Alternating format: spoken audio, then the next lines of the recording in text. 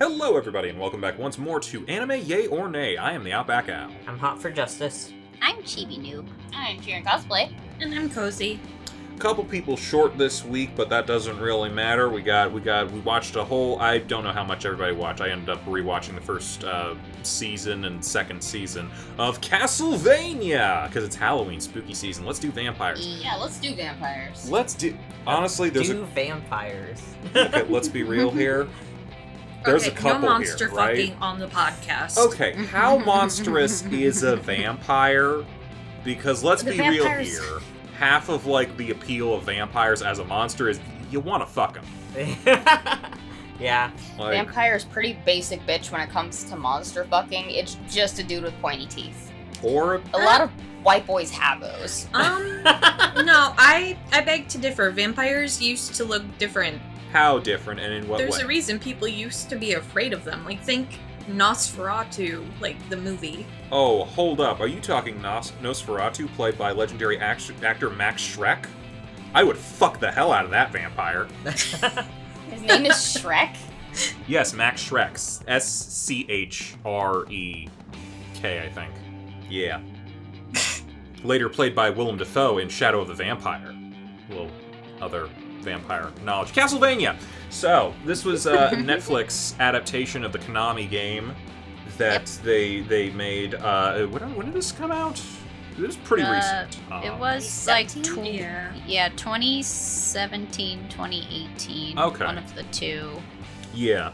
Subsequent 3 seasons. The first one's kind of like a half season sort of concept thing, and then 8 episodes for season 2. I forget. I think I remember season 3 being about the same length, and season 4 and all that sort of stuff. So was this your guys' first time watching it? I've already watched the whole series before, but I did do a refresher.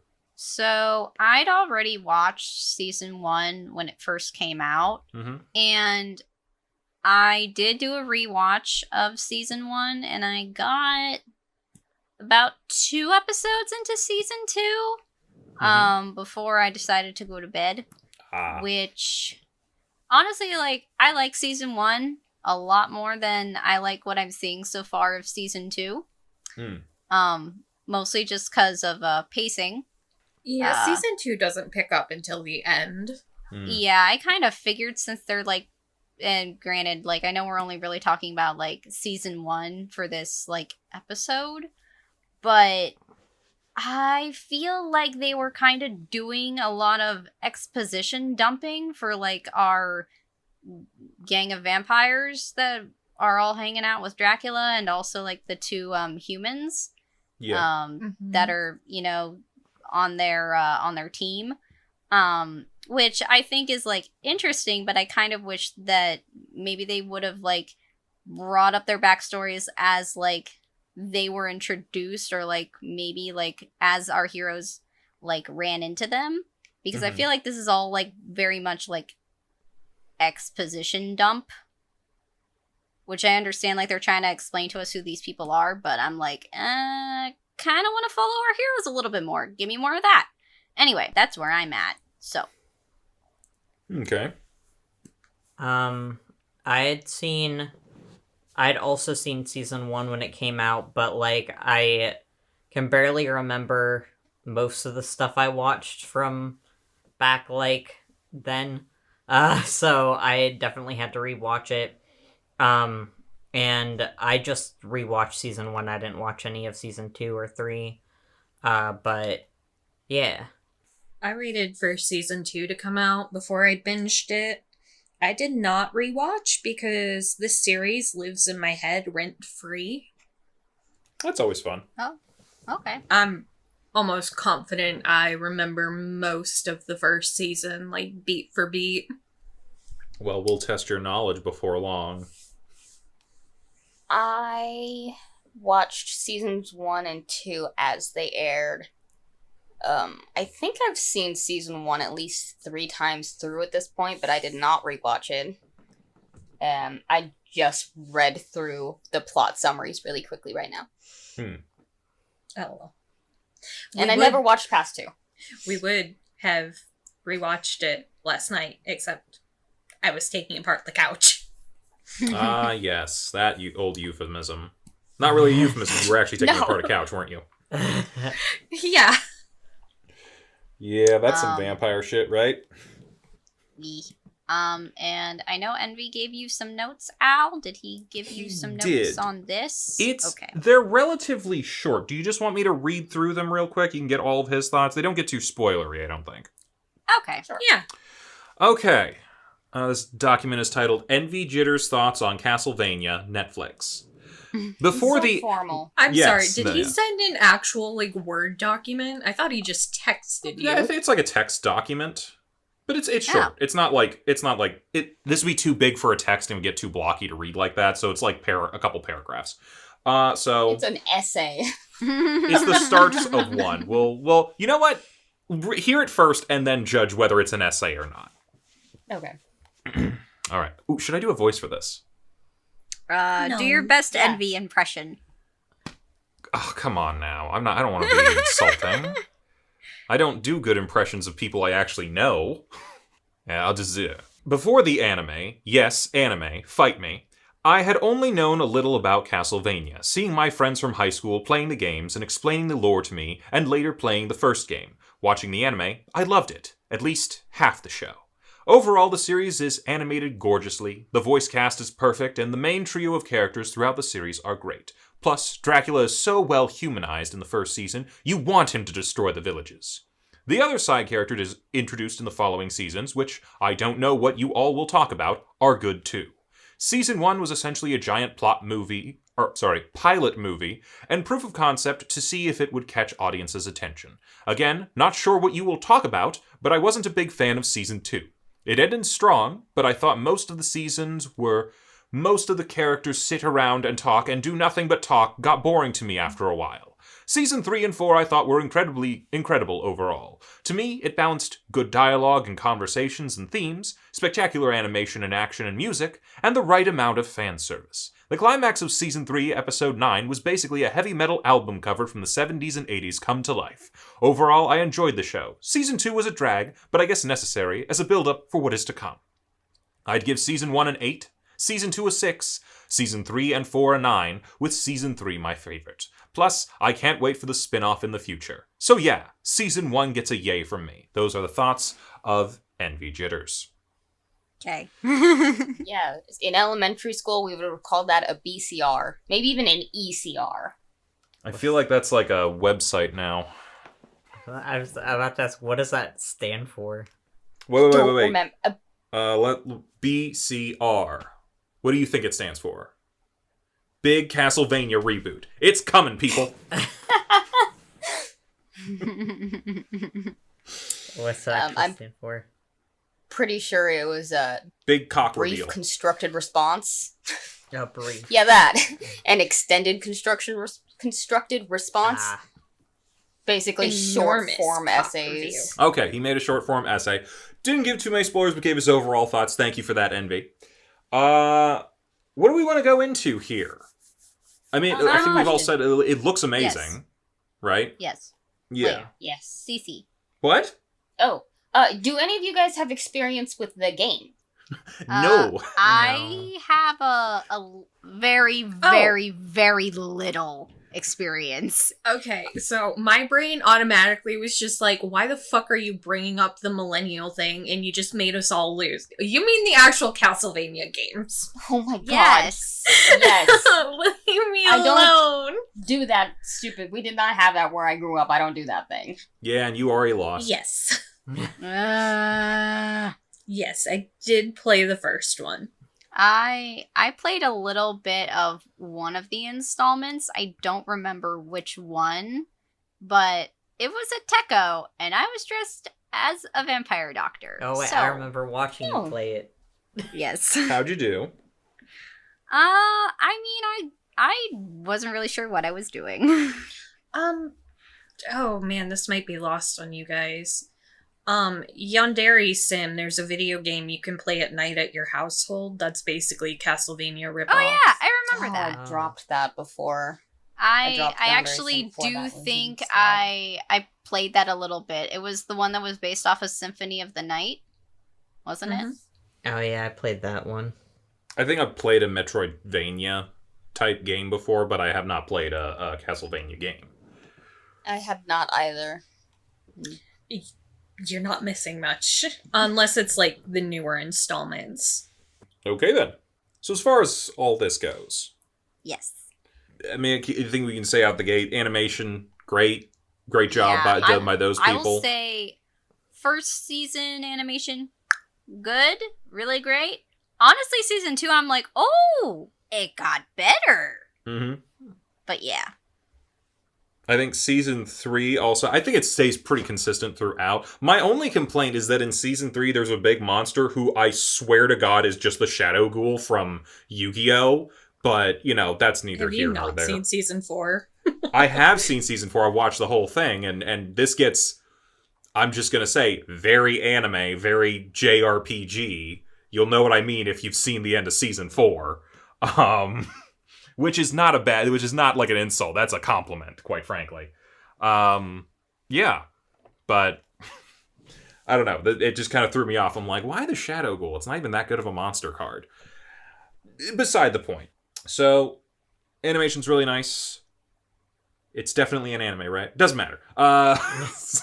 Music scores are great. Oh, yeah, definitely. Yeah. Definitely helps heighten the especially on the action scenes, I think it works really well. If I would do any amount of actual research into anything before we came into this, I could answer my own questions. I want to know if they carried over any of the actual musical scores from the games, because I remember the game music being pretty good as well. I don't... It would really depend on which game, but I figure that they would likely do at least some sort of variation of it.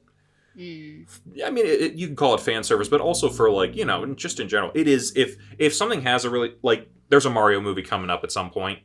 Yeah. If they don't do did it at some point, everyone's going to be like, well, what was the point of this whole thing? Yeah. I mean, we're already questioning what is the point of it. Yeah, okay. Yeah. Fair. I mean, yeah. The only thing that it kind of has going for it is Jack Black as Bowser, and that is it. No, I think it has a lot of things going for it. It's just Chris Pratt is Mario. Why? I mean... Okay. Beyond, all the stuff around it and whatnot, I'll say Sonic actually made some halfway decent movies. It's actually making me like, okay, so it's possible. Yeah. I think the Sonic movies were amazing. They were pretty good. Compared to most other video game movies, absolutely. Yeah. I feel like this one, it has a lot to live up to, so... Mm-hmm. Oh, you mean the 90s Super Mario Brothers starring John Hopkins and John Leguizamo? I mean, it's got a lot to live up to in terms of, the new Sonic movies. So, we'll see how that goes, but, We should watch Super Mario Brothers. Just, get really drunk. Add it to the list. What am I saying John Hopkins? It's Bob Hoskins. The guy from Roger Rabbit. In the vein of adapting video game series, Castlevania as an actual adaptation did not match the game at all.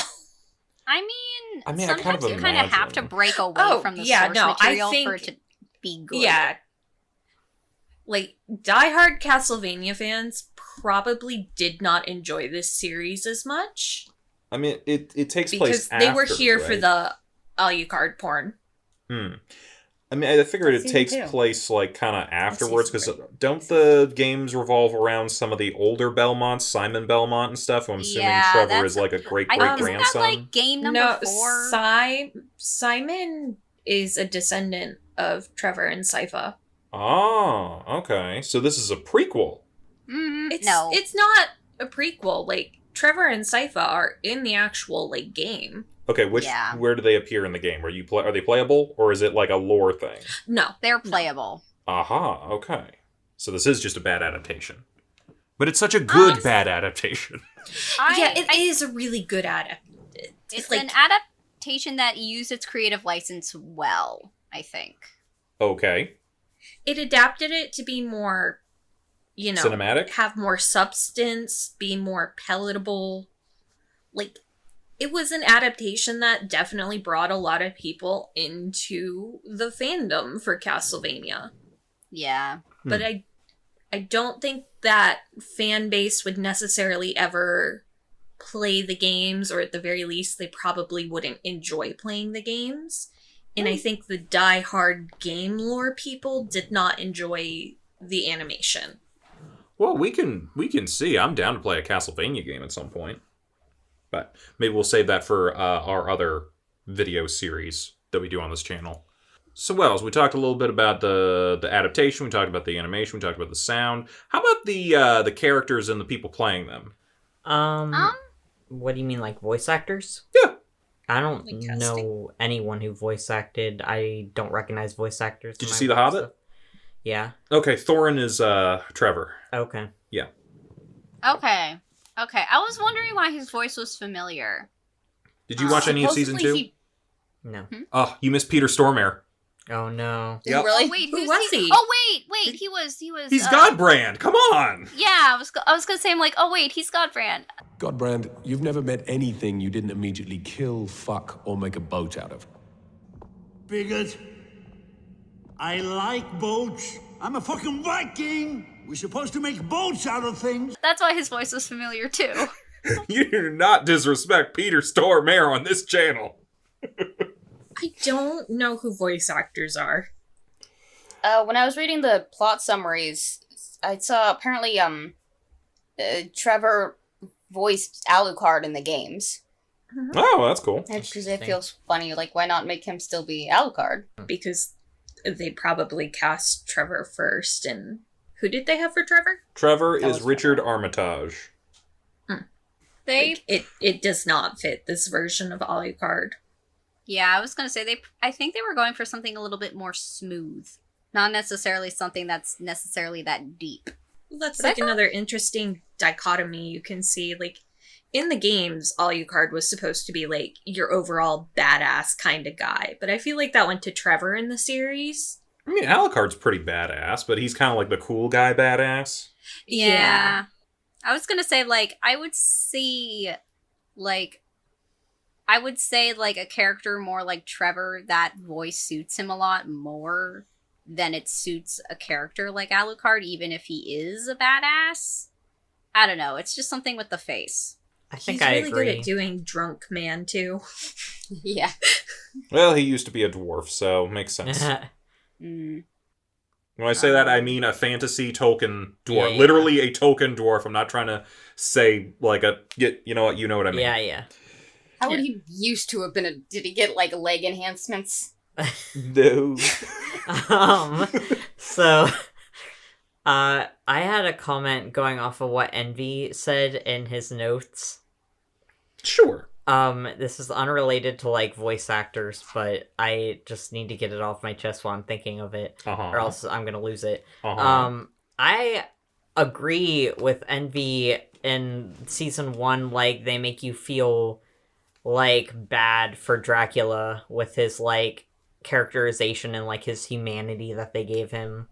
Oh, for sure. Lisa, like, is burned at the stake, and I was like, yeah, if I were Dracula, I would fucking kill, like, everyone in that village, too. I think you're right, and I think they did the exact right. Here's what I feel like they did. They John Wicked it. Yeah. Like, Yeah. I mean, they spent the whole first episode. We're not even meeting our heroes yet, but, like, the whole first episode is basically just like, here's this guy, he's having a really rough time, and then something comes into his life that makes it a little bit better. Yeah. And then immediately next, we're gonna kill It that thing wasn't- in the worst way possible. And now It was you not are justified. immediately. Well, okay, not immediately. Relatively, if he's, For- like, immortal. For us, it's immediate. It's the next Yeah. scene. I'm just, like, saying, if you want justification for violence, yes, this is the perfect way to do it. And John Wick also did it perfectly, though, to be fair, that's a dog. You kill a dog, anything is justified. So, but yeah, I think everyone was definitely like, yeah, you go, Dracula. You make a giant meteor face in the sky and breathe fire on everyone. Yeah. Didn't know Dracula was known for that, but hey, I'm not super familiar with Castlevania. I honestly wish they would have taken it just a little bit further, showing his, like, descent into madness. Yeah, I mean, I think... You know what? They don't. Like, They do a little bit. Season 2, you see a little bit of him doing the prep work in that, but he's really just sad. Yeah. Yeah, and I'm like, I really wish they would have shown, like, the descent into madness that would cause him to, like, attack his own child. I mean, I think... Because he did it pretty immediately. Yeah. I mean, if we're going, like, just chain of events, like, as it's happening and whatnot, he shows up back from traveling, like, an hour maybe after they grab her and take her and burn her. And then he teleports back to his castle, pops his face in the magic mirror, and is like, oh, you are all dead now. Like, this is very immediate pain. He's very, like, reactionary anger. And then, like, the second after you proclaim war on humanity, which is like minutes after your wife has died and is the justification for this, then your son comes in and is like, Dad, don't do that. And he's like, shut the fuck up! That was more than shut the fuck up. He tried to kill him that first time. And then he tried to kill him again. It's... But I will say he's too consumed by anger at that point to really care, even if that is his own kid, because the thing that was more important to him was Lisa. Yeah. But you would think, oh, this is Adrian. This is the only thing I have left of Lisa. Right. Let me not kill him. No, because he's not Lisa.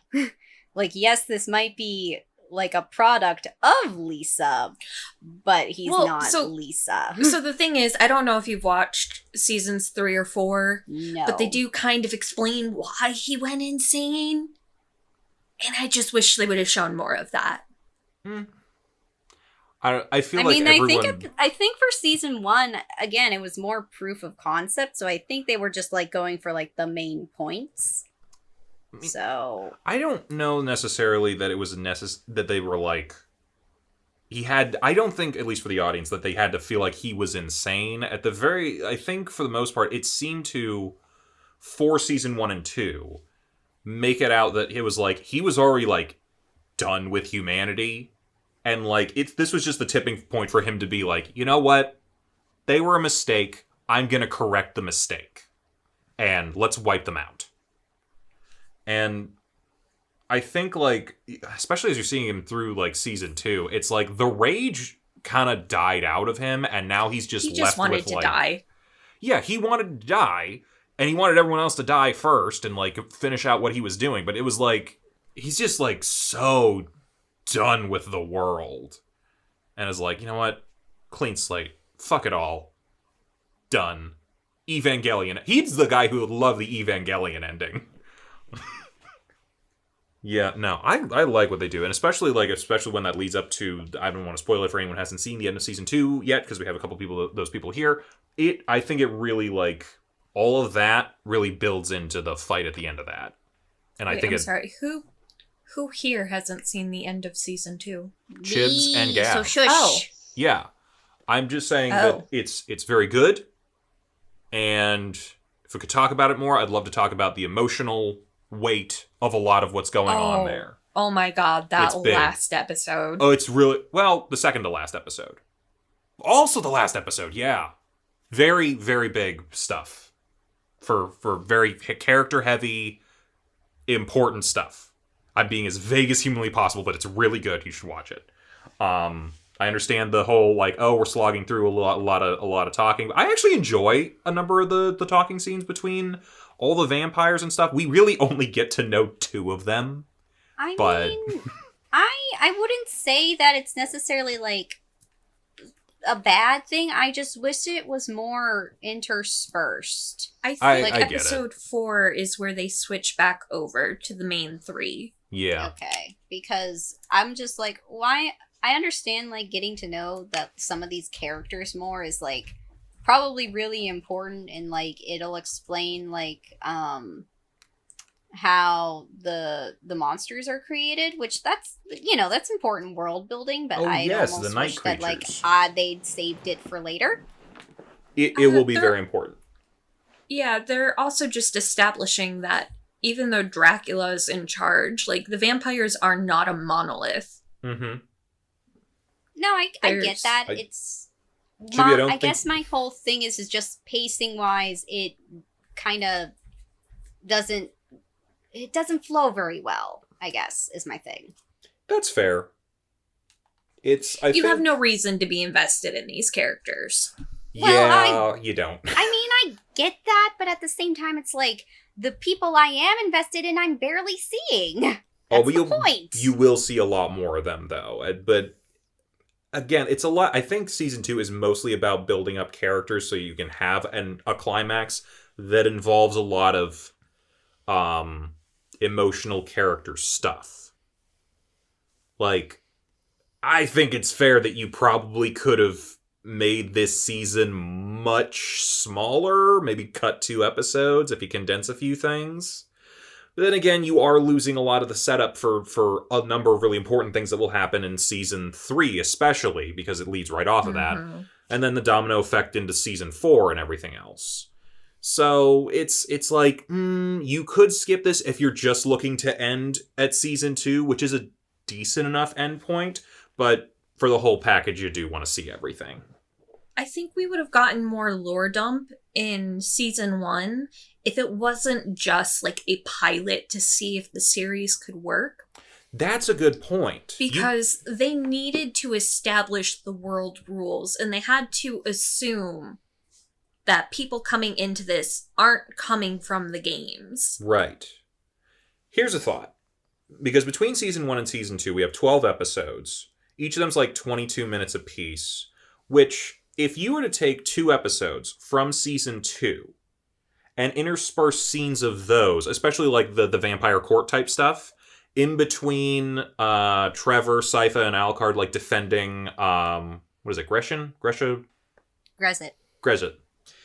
If you were to intersperse that to kind of like, here's what the B team is doing, and like kind of have that going, I think you could have done this as 2 movies instead of 2 seasons. Granted, long movies, but I'm down for long movies. It's going to be of this quality.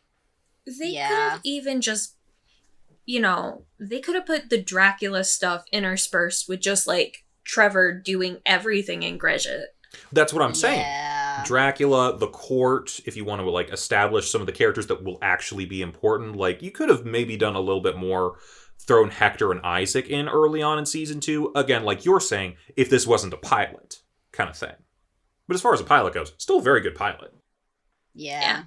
Kind of, I like Trevor's whole, like, I feel like Trevor might be one of the most stock characters in this entire show.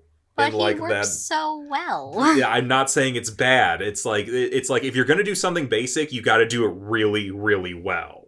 I'm thinking of does anyone watch Great British Baking Show? Yes. Okay, do you remember like season 3 where the guy made the pineapple upside down cake, which is like really basic, but he got a Paul Hollywood handshake from it? Yes. Yeah, if you're gonna do something basic, you got to do it really well. That cake was Trevor, or Trevor is the cake. I don't know. You get what I'm saying. It's okay. I've seen this character, the jaded, drunk, former warrior, whatever, who then finds a reason to pick up the fight again. But they do it well, and the guy doing the voice does a really good job with it. And like he works the whole time. I'll say this about the trio: the whole trio works. They all work really well. I like Sypha. She's kind of sassy and she's fun. I love whenever she plays off of Trevor. I love Trevor playing off Alucard whenever they get to have more scenes together. They're a lot of fun. Honestly, to be real with you, OT3. Total OT3. Yes. Ruined by season 4. Ruined by that one character in season 4, but that's my OT3. That's what a lot of people say. Oh my god. Would have solved so many problems. Just thruple it out. Get it over with. You know you wanna. They literally set it up in season 3 too to resolve that way. Oh my god. Why didn't they? Why do we have to have that Right? other person show up? What the fuck? Because Trevor and Sypha need to go off and make babies. You can do that! You can still do that! It's just, hey, your other uncle is here a lot. I mean, it would be kind of awkward when, they die off and then Alucard's off with, like, their great-grandson. Oh, and What's-Her-Face isn't gonna die off? I feel like I'm spoiling Alucard. Honestly, Alucard's thing in season 4 is not that great. No. What, the porn? No, it's not porn. That's season 3. I'm talking season 4 when he gets a girlfriend. It's his storyline's really kind of boring. From the village. Yeah. Season 3 when he gets with those twins? Mm-hmm. Oh, I guess I did watch season 3. Spoilers, but ooh, what a spoiler. Getting with is a strong terminology. You know what? Yeah, let's throw that in there. Season 3, if anyone plans to watch it, does have a grape warning. Yeah. Okay. Season 3 goes to some, like, this whole show is dark in a, like, it has gore, it has, like, violence kind of sense, but, like, I think season 3 is where it gets, like, psychologically dark. Yeah. And, like, emotionally with, like, the dark. Hector stuff. Oh, yeah. And the twins. Yeah. I know who that is. Hector, like, even some of the stuff Isaac goes through, though I think you see a little bit of it in season 2 at the end. But, I mean, that's more of, like, the darkness of humanity as opposed to, like, wow, this is, like, a really, like, trauma. Well, not to say that he's not going... I'm not trying to, like, lower what he's going through, but it's, like, we've seen a lot of stories about that. I'd kind of assumed it was gonna get heavier. Mm-hmm. Like, heavier than it already is, just based on the ratings. Yeah. Because it hasn't changed since, like, the little description thing up at the top hasn't changed since I started going through the series. So Yeah. I'm like, I'm waiting for stuff to happen at some point. I will say... Okay, so season 2 has a great ending, Mm-hmm. but, like, it's so heavy, and to pick up off of that, oh man, they did such a good job. But I think... Oh, no. That's not what I'm talking about at all. I mean content-wise. Just content warnings. No, I hear you. Kind of to lean off of both of those, I think the season 3 kind of, like, almost encapsulates what you guys are saying a little bit, and like, that it starts out kind of happy-go-lucky a little bit, which is weird, but by the end of it, like, I'm not going to give anything away, but Trevor kind of says this thing because he's traveling with Sypha, and he's like, okay, for a while, we were traveling together, and we were living in your world. Now we're living in mine. And you kind of maybe get a little more of a sense of, like, why Trevor is the way he is. And it's not for happy reasons. I mean, I already sort of figured, mostly just because of how he talks about certain things. Yeah. Yeah, no, and that's just from, like, season 1. No, but you... It was just, you like, see... I feel like for all of, like, the violence and heavy topics and dark things that they explore in season 1 and season 2, sexual violence was not really a thing until season 3. So, like... I mean, I was assuming it would come up at some point, only because, again, the content warnings on the ratings thing. So... Yeah. Does it have grape up there? I mean, it has, like, sex up there. It's sex and nudity. So I assumed, like, probably, like, sexual violence was gonna be in there at some point.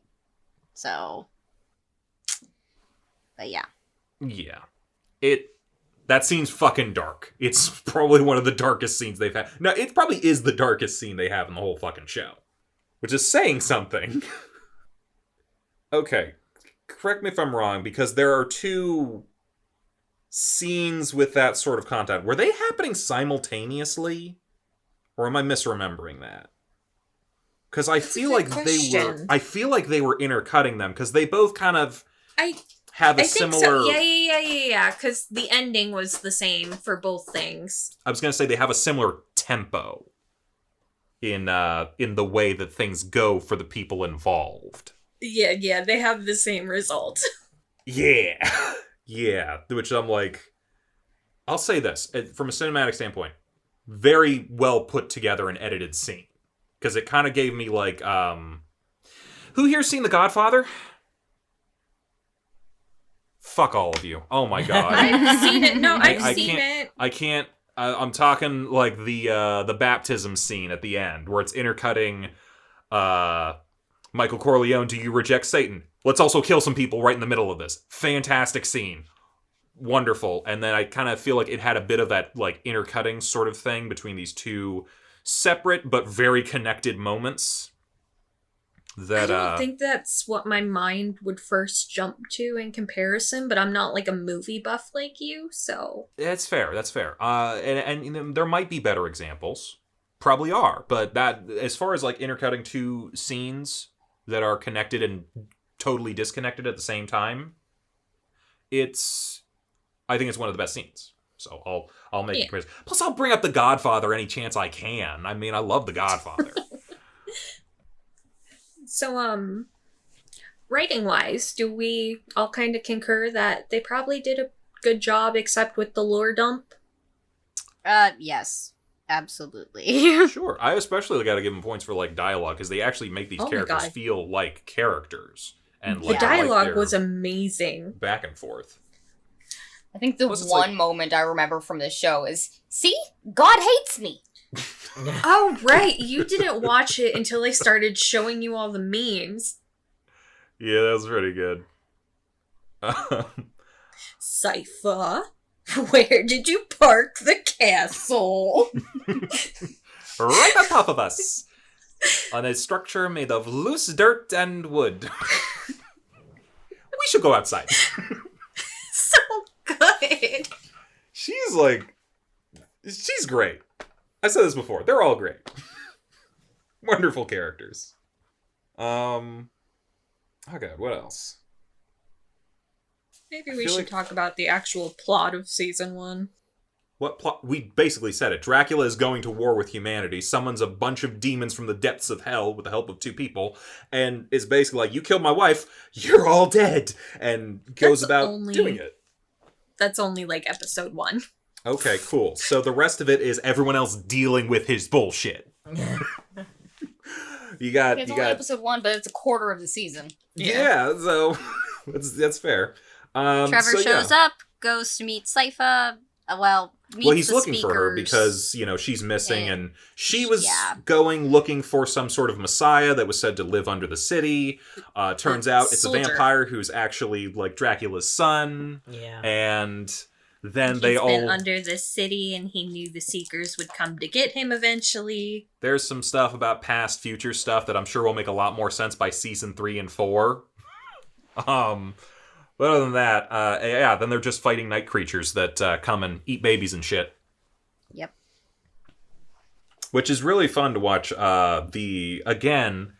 brilliant execution of the formerly jaded individual who then steps up to save everybody with, like, the battle strategy and everything. Yeah. And then he's got a wizard with him who can just do all that shit. And then he's got a flying, sword-wielding, hot dude, shirtless dude to hang out with. I'm like, Trevor's living the life now. Yeah. Get him a beer. He's earned it. I was gonna say, like, Trevor Maybe was not really that. impressive in that scene where he was, like, telling everyone, like, how to go about battling the defense before they look Yeah. Alucard up. Like, Pikes up front, wall them in, bring me holy water and salt. Yeah. Dude and knows then what's up. Sypha's like, bitch, I can fight. I'd like to point out as well, he remembers, I don't know how old he is here. We're going to say like probably mid to late 20s, maybe his 30s. But Probably 30s. he's been on his own probably since he's been 12, which is the only time he would have received training. He's remembered all that for so many years and has basically been on the run the whole time. We got to give him a lot of points for remembering a lot of these skills. He wasn't just a drunkard. Like, he was fighting off demons and shit still. Yeah, wasn't wasn't he he using using this this knowledge? But if I was like taught to fight at an early age, even like if I was taught really well, and then I was like on my own for like most of my life, I might have like lost some of that skill along the way. And I don't think he has. Well, I think the development into like, fuck the Belmont legacy was relatively recent for him. Yeah, I think he's still using those skills. He's at least using them in bar fights. But I love his one line fighting the 2 priests. He's like, all right, listen, I may be rusty, but I'm dead sober. So you're in trouble. I like kind of just like his whole tonal shift when like he gets serious. Like, it's always really enjoyable to watch like the kind of goofy guy go to like completely dead serious and capable. There's a trope for that. Goofy badass, dumbass badass. Oh, it's I want to say it's like something tiger hidden badass. Crouching tiger hidden Crouching badass. Tiger That's Hidden what it Badass. is. That's it. Yeah. Yeah. He's definitely that, and he balances it very well. Because 100% still himbo energy. Yeah. Is he himbo? A little bit. He's a little himbo. I mean, at least when they get to the library. Definitely himbo energy there. Okay, yeah, he can't really read a whole lot. There's 3 requirements for himbo: dumb of ass, Pure of heart. pure of heart, strong of arms. Okay. I would say pure of heart. Maybe Yeah, not so no, much. no. He's pure of heart to his friends. Pure of heart, dumb of ass, strong of arm. I feel like you haven't gotten the characterization from season 2 yet. I don't know. I guess I don't really consider a lot of characters pure of heart. I'm gonna be real. I'm with But Chibi. that also depends on how you how you define pure of heart. To be honest, I don't think he's very pure of heart. I mean, he's the jaded skeptic and cynic throughout most of the series. He totally turned that around, and he's like, regardless, I'm gonna go save the world. Even if you're like, I'm gonna save the world, that doesn't make you pure of heart. No. I think season 3 especially, he's the whole time going like, I don't trust any of the people we just met. He is extremely cynical. That's why he's just a little himbo. He's on the verge. He's touching on the verge of himbo, but I don't think he's there. I don't think he's a himbo at all. No. I'm just saying. I don't know that there are any himbos I don't know, around season here. 4 was some pretty himbo moves. I haven't seen that far, so. Okay, yeah, I'll admit that. But again, he's kind of the one being like, I don't trust anything anyone has said to me. Maybe I trust you, Sypha, but just barely. But that's because of other reasons. Alright, I'm trying to think of any other... I gotta be careful talking about certain things from later seasons with you, too. Camilla was A bitch. solid. I Characterization, I think she's good, especially with her scheming and whatnot. She's. I think I got bogged down with her a little too much. Right when they introduced her. I get it. I do. Intersperse her throughout. I don't need it all at once. I not understand. going to enjoy completely. season 3. Well, Well, but then the plot's It's actually not going. necessarily though. the fact that I didn't like her. It's just the fact that, like, it was her and then Hector and Isaac and all of the characters, like, all at once. I'm like, why? Stop dumping everything all right in front of me.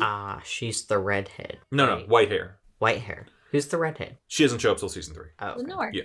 Outside of that, you got Hector and Isaac, who are good for the different... Hector's also kind of that borderline himbo. And I think he fits the himbo mold He's a lot just better than Trevor. oblivious. Well, pure of heart, dumb of ass. Yeah. Not exactly strong of arm, though. That's where he kind of falls apart. He just thinks with his dick. Barely. That does not come until much later. He's too much of a child. I do like his analogy of like, oh yeah, vampires are like cats. You know, you keep thinking they're like some monolith and all organized and everything. Nope, they're just have their own interests and occasionally fight or hiss at each other. Like, he's got a bit of a point. And, you know, who's a bigger cat than Godbrand? Gotta love Godbrand. It's so little of the story, but oh, he's fun. And it's mostly because he's Peter Stormare. But also he's a Viking vampire. That's fun. If only we would have gotten characters for, I'm gonna call them Richard the Lionheart, Mist Slay person. God, who were the other two? There was a dude with a spear. There was a lady who the attacked with her samurai. nails. And one with 2 swords. God, they have no characterization whatsoever. Yeah, the samurai lady gets some. Later. Not much, but some. Yeah, but it's like, it's after they're dead. Yeah. It's almost like retroactively. But it's almost more of one of those like, hey, you remember these guys? They were also terrible. But it's like nothing really new. It's just another vampire being like an evil bastard. And I feel like we've gotten better evil bastard vampires as season 3 went on. But I don't know. I do have a Also, thing. like- I do have a thing to ask. Because And this is kind of like a weird, like, pseudo-science lore kind of element to it. Okay, you remember season 4, we have some vampires, military type stuff going on? Okay. With one of the other vampires that gets introduced later? Okay. They have that armor. Which, okay, this is a smart idea. It's...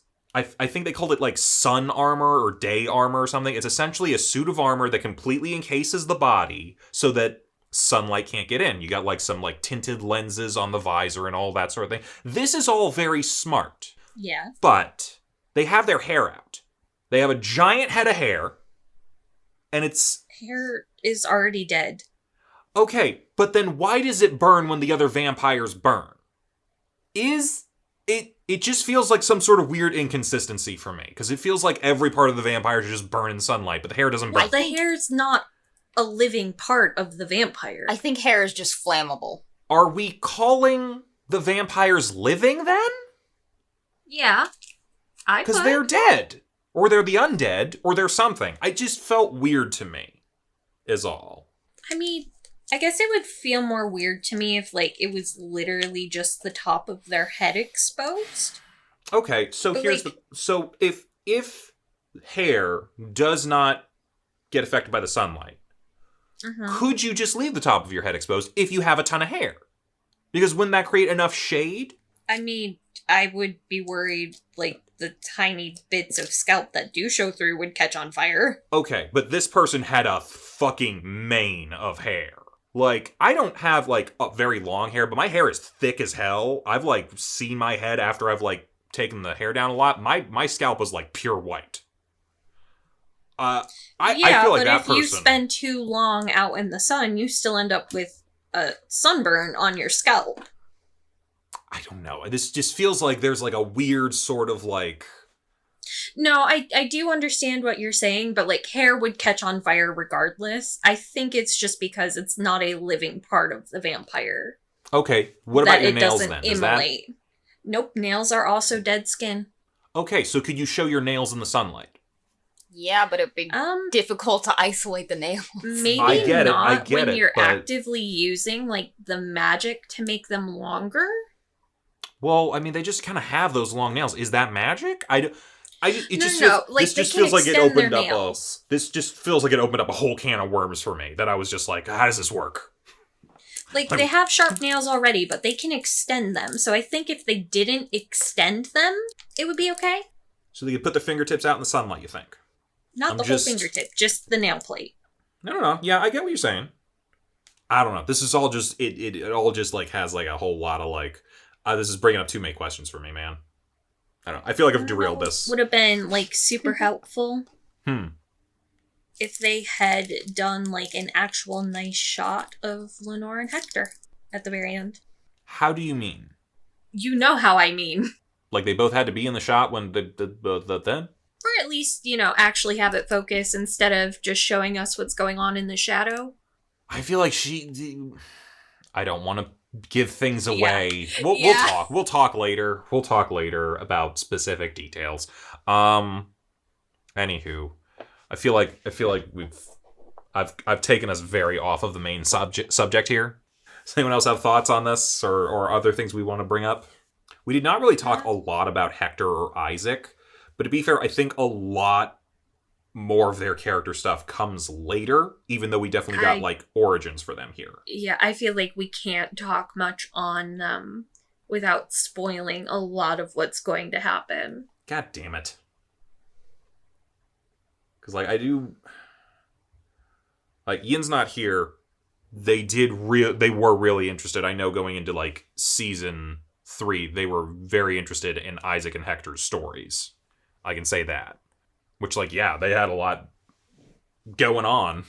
I mean, to be the only two humans when Dracula has given up on humanity, to be like, yeah, I guess these ones are alright. Yeah. You're bros with Dracula. I mean, come on. Because, like, they weren't servants to him. He actually said, like, you guys are gonna run the war plans of what little plans there were. I kind of think it makes me a little sad because, like, I almost feel like, and again, I'm trying not to do too much in the way of spoilers here, but I really feel like, especially with Isaac, because Isaac reveres Dracula and is like my master and all that sort of stuff, and like kind of looks at him almost like a god a little bit. But I almost feel like Dracula wanted him to see him more as an equal, because ultimately I think Dracula's biggest thing is he's just lonely. And he needs like somebody to just talk to. I'm actually very fascinated about like what their actual relationship would have been with Lisa and Adrian. Who, Hector and Isaac? Yeah. Hard to say. They don't like people, but I think at the same time it might be similar to like Hector and Isaac kind of have this thing of like, well, you were also chosen by Dracula, probably for similar reasons to me. I can tolerate you. So I feel like Lisa has that morality of like, ooh, I don't like what you can do. And like, I don't know if she would have necessarily approved of Dracula recruiting them in. Well, although I guess they might have already been there. Here's the thing. Dracula doesn't have to recruit them if Lisa doesn't die. I mean, he just kind of met them on his travels a little bit. So that I can't really say. I'm assuming they would have like the same sort of reverence for... He met Hector when Hector was young. Yes, but like... when was... I don't know. It's hard to say how old certain people are. We don't know how long Adrian took to become an adult. We know he had fast aging, so it's like... I don't know how long he was gone for. I don't know how old Lisa was when they met or when she died. Oh, it's I forgot the fast aging thing. Yeah, he's essentially a teenager, he was only like 10. Okay. Right, yeah, so... that's super fucked up. Yeah. Oh, God, that's even worse when I think about later. Yeah. Oh, Jesus. Yeah. Oh, wow. Oh, I completely forgot about that. Okay, wow. God, let's I just talk ignored about... that whole conversation. Yeah, suddenly my OT3 is not looking very good. Oh God, now I need to look up how old he actually is at the start of season 1. And suddenly we're all uncomfortable. Oh, I'm so uncomfortable. Okay, I have it. It says, born in 1456, and when the series begins in 1476. He is exactly 20 years old. We're cool. Okay, that is specifically for the anime? Yes. It's okay. Netflix Castlevania Alucard. That's actually the whole title of it is Castlevania Netflix Castlevania's Alucard. How old is he? Is he gay or bisexual?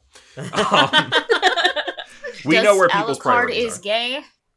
We know where people's priorities are. Anyway, yeah, so I'm assuming he just, like, has been looking 20 for maybe 10 years, but... Probably. Yeah. I mean, he's a Dampier, so they have a tendency to, like, stop aging out at a certain point. Yes, yeah. So, yeah, yeah, I think it's very easy for Dracula in that time since he met Lisa to go and have met Isaac, Hector, and everybody else in his travels, and like not have it be like a weird amount of time. Well, now I'm just wondering, she made him travel the world as a man. Right. How long do you suppose that actually took him? Presumably he wanted to be around for Alucard's childhood. But that childhood so the thing technically would have been short. She made them both do it. Alucard as well? Yeah, Adrian was out doing the same thing. I guess I didn't remember that. Hard to say, but again, it could have been for a few years because, again, we can kind of assume that Alucard became a man at the age of 10. Weirdly enough. So, I don't know. Maybe they've at least been gone for a couple of years. We'll say 5 to just put a general number on it that might work. I guess maybe he could have met them while he was out doing that then. Yeah. And on there's his nothing, like little Reformation campaign. Plus, there's nothing to say that maybe he didn't travel for short periods of time while they were together. I mean, she was encouraging him to do that in general. I mean, maybe he would just like leave for 6 months, then come back for 6 months and kind of do stuff like that. I mean, there's a number of ways that you could see this working. And Alucard could probably like go out at the age of 15. I mean, it's the 1400s. You're basically a man at that point. But the main takeaway here is my OT3 is safe. Yep. Okay. It's not creepy. It's not weird at all. Don't tell me anything that might make it that way. I don't want to hear it. Anywho. I don't know. Any other thoughts on this? Not really. Nope. If nothing All good. else, watch it for the dialogue. Oh yeah, It's so very funny. Fun. I need to go find a tankard of beer. I could piss in a bucket then tell him it's beer. Careful, Sypha. He might be into that. Okay, you're ruining your own OT3. He probably would be. Ruin or Or at make least- better? If he's not into it, at least I think he would believe it was beer. Maybe. Okay, so Castlevania, it sounds like pretty much a yay all around. You know, a little bit of up and down depending on the season that you're in, but, you know, good stuff. Let's talk about next week, because next week we're doing not necessarily an anime, but basically an anime. Who cares? We're doing a Chinese animation called All Saints Street about a demon, a vampire, a mummy, and an angel, and a werewolf who all become roommates. It's so cute. Did they all walk into a bar? Well, maybe. I don't know. They might not all be able to drink yet. Is this gonna be like Saint Young Men? Yeah, what? In a way, yes. But with Okay, Halloween monsters. Gav Oh. just said it's cute. Does that mean this is not very spooky? It's a bunch of, like, shorts, and they're not... It's monsters. Or I think our whole theme is, like, monsters and stuff. Gotcha. It's cute. I'll just say this. If you want to tie it into Halloween, the name All Saints Street is like they live on All Saint Street, but it also could translate to All Hallows Street, because of like All Saints Day, All Hallows Eve, same kind of thing. Halloween. They live on Halloween Street, so there you go. And they're a bunch of monsters. And angel. I don't know. I don't think you define an angel as a monster. I don't know. We'll figure it out. I mean, it can be monstrous. It's in the monster Okay. manual for D&D. Good enough. So, we'll watch All Saints Street next week. I don't know how many episodes. They're all short, so who knows? Maybe we get through the whole series. Maybe we don't. Anyway, come back, watch it, find out with us, and we'll talk more. Happy spooky season. Bye-bye. Bye. Hey, thanks for watching, and if you haven't already, be sure to subscribe and ring the bell icon for notifications. If you enjoyed this video, give us a like, and if you haven't already, check out some of our previous episodes, our daily gaming videos, or our parody series Madoka Magically Abridged. See you next time!